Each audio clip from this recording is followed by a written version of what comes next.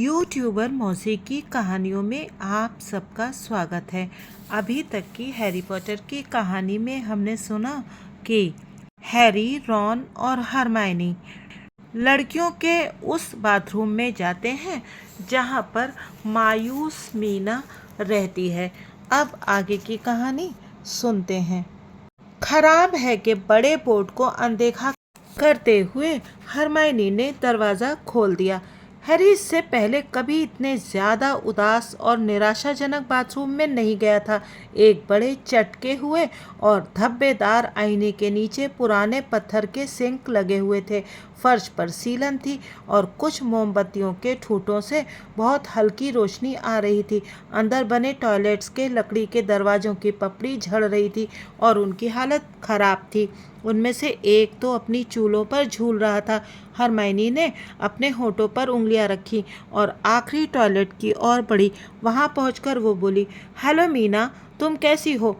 Harry और Ron देखने के लिए गए। मायूस मीना टॉयलेट के अंदर बने कुंड में तैर रही थी और अपनी ठुड्डी के एक मुहासे को उखाड़ रही थी। ये लड़कियों का बाथरूम है। मायूस मीना ने रॉन और हैरी को संदिग्ध निगाहों से देखते हुए कहा, ये लोग लड़कियां नहीं हैं। नहीं, हरमाइनी सहमत हुई।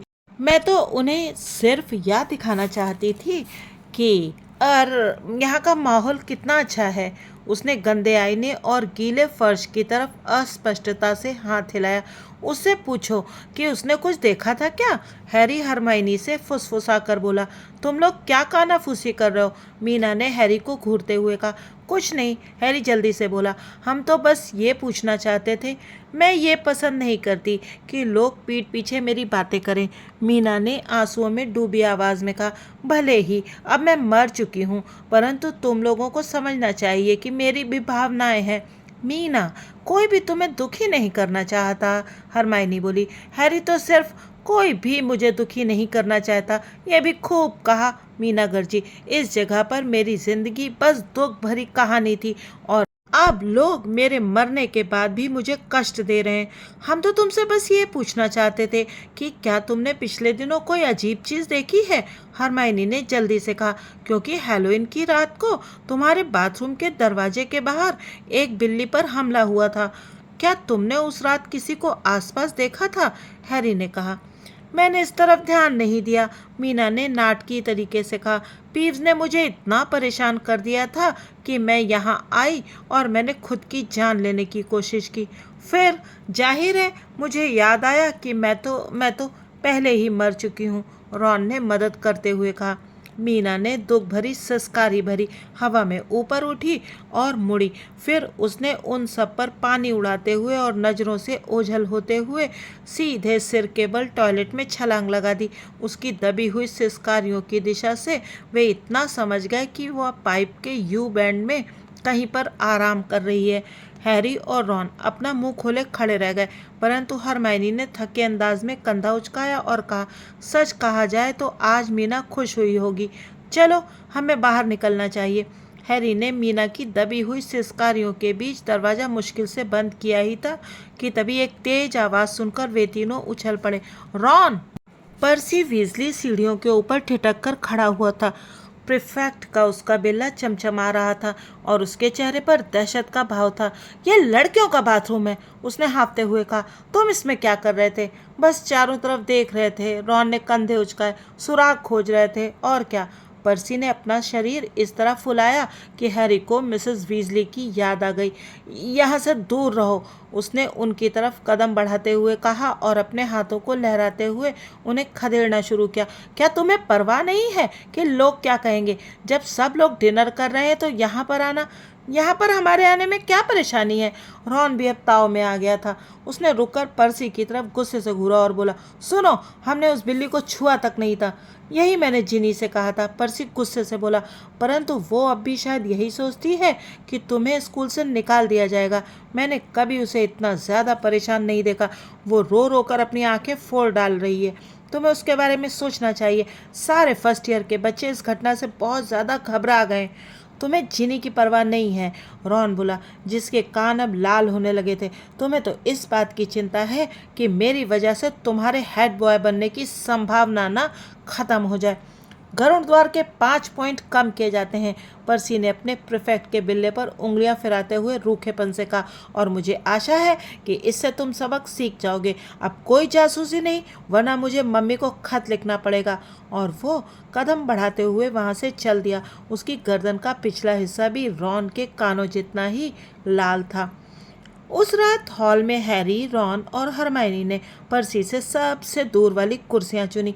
रॉन अब भी बहुत बुरे मूड में था और अपने सम्मोहन के होमवर्क पर स्याही के धब्बे गिराता रहा। जब वो अपनी छड़ी से लापरवाही से धब्बे मिटाने की कोशिश कर रहा था तो उसके चर्मपत्र में आग लग गई। अपने होमवर्क की तरह ही आग बबूला होकर रॉन ने मंत्रों की मानक किताब भाग तो बंद कर दी। हैरी ये देखकर हैरान हुआ कि हरमाइनी ने भी ऐसा ही किया। वो कौन हो सकता है? उसने शांत आवाज में पूछा, जैसे वो पहले से हो रही चर्चा को आगे बढ़ा रही हो। कौन चाहता होगा कि सारे नकारा और मगलू बच्चे हॉगवर्ट्स से बाहर हो जाए? इस बारे में सोचते हैं, रॉन ने बनावटी हैरानी से कहा। हमारी नज़रों में ऐसा कौन है जो मगलू बच्चों को नीच मानता है? उसने हरमाइनी की तरफ देखा। हरमाइनी ने पलटकर देखा, परंतु उससे विश्वास नहीं हुआ था। अगर तुम मेलफॉय के बारे में बात कर रहे हो, जाहिर है मैं कर रहा हूँ, रॉन बोला। तुमने उसकी बात सुनी थी? अब तुम्हारी बारी है बच्चा, तो मान भी जाओ। उसके गंदे और चूहे जैसे चेहरे पर एक नज़र डालते ही तुम्हें समझ में आ जाएगा कि ये सब उसी का किया धरा है। मेलफॉय और नागशक्ति का वारिस? हरमाइनी ने संदेह से कहा। उसका परिवार देखो, हैरी ने भी अपनी किताबें बंद करते हुए कहा। सब के सब नागशक्ति में रहे हैं। वो हमेशा इस बारे में डींगे हाँकता रहता है। वे आसानी से नागशक्ति के वारिस हो सकते हैं। ये बात तो तय है कि उसके पिता बुरे हैं। हो सकता है उनके पास सदियों से रहस्यमयी तहखाने की चाबी रही हो, रॉन बोला, जो पिता से पुत्र तक विरासत में छोड़ी जाती हो। मुझे लगता है ये संभव है, हरमाइनी ने सावधानी से कहा। परंतु हम इसे साबित कैसे करेंगे? हैरी उदास स्वर में बोला। एक रास्ता हो सकता है, हरमाइनी ने धीमे से कहा। उसने अपनी आवाज़ और धीमी कर ली तथा हॉल के उस पार बैठे पर्सी पर जल्दी से निगाह डाली।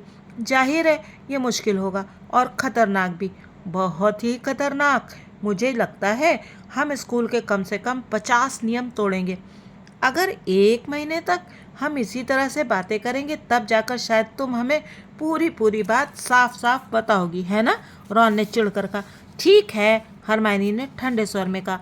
हमें ये करना होगा कि हम नाग शक्ति के हॉल में पहुंचकर मेलफॉय से कुछ सवाल पूछें, परंतु उसे ये पता नहीं चलना चाहिए कि सवाल हम पूछ रहे हैं। परंतु यह संभव है, हैरी ने कहा, जब रॉन हंसा। नहीं, ये संभव है, हरमाइनी ने कहा।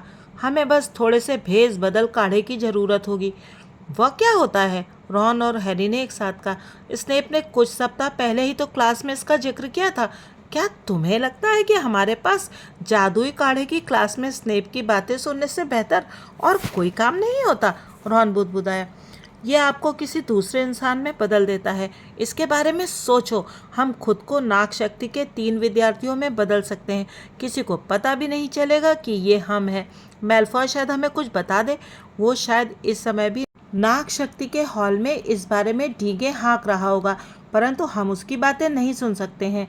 ये भेस बदल काढ़ा मुझे थोड़ा खतरनाक लगता है, रॉन ने त्योरियां चढ़ाते हुए कहा। कहीं हम हमेशा के लिए नाग शक्ति के 3 विद्यार्थियों में बदल गए तो क्या होगा? हरमाइनी अपना हाथ अधीरता से हिलाते हुए बोली। इसका असर थोड़ी देर बाद खत्म हो जाता है, परंतु इसे बनाने की विधि मालूम करना बहुत कठिन होगा। स्नेप ने कहा था कि ये सबसे शक्तिशाली काढ़े नामक किताब में है। वो किताब शायद लाइब्रेरी के प्रतिबंधित खंड में होगी। प्रतिबंधित खंड में से किसी किताब को बाहर निकालने का सिर्फ एक ही तरीका था। इसके लिए आपके पास किसी टीचर के दस्तखत के साथ उसकी लिखित अनुमति होना चाहिए। ये बहाना बनाना मुश्किल होगा कि ये किताब हमें क्यों चाहिए, रॉन बोला। दरअसल कोई भी टीचर समझ जाएगा कि हम कोई काढ़ा बनाने की कोशिश कर रहे हैं। मैं सोचती हूँ, हरमाइनी ने कहा, कि अगर हम इस तरह से बताएं जैसे हम सिर्फ इसे पढ़ने में ही रुचि रखते हैं, तो शायद हमें अनुमति मिल सकती है। रहने भी दो, कोई भी टीचर ये बात मानने को तैयार नहीं होगा, रॉन बोला, जब तक कि उसके दिमाग का कोई पेच ढीला ना हो। तो आज रॉन, हरमाइनी और हैरी को यही काढ़ा बनाने की किताब चुराने का जुगाड़ लगाते हुए छोड़ देते हैं। अगले भाग में जानेंगे कि क्या इन तीनों को वो किताब मिल पाई और क्या उन्होंने भेस बदल काढ़ा बनाया या फिर उनके जीवन में और कोई दुर्घटना घट गई। और क्या मैलफॉय हो सकता है नाग शक्ति का वारिस? क्या वो इतना खतरनाक हो सकता है कि वो किसी ऐसे जानवर को तहखाने में कैद करके रखे हो जिसे वो जब चाहे तब छोड़ सकता है और मगलूब विद्यार्थियों को परेशान कर सकता है? अगर आपको ये सारी बातें जाननी हैं तो बने रहिए यूट्यूबर मौसी की कहानियों के साथ। और हाँ, फिल्म तो आपने देखी ही होगी, लेकिन किताब में उससे बहुत ज़्यादा बातें डिटेल में लिखी हुई हैं। चैनल को सब्सक्राइब और वीडियो को लाइक करना बिल्कुल ना भूलिएगा।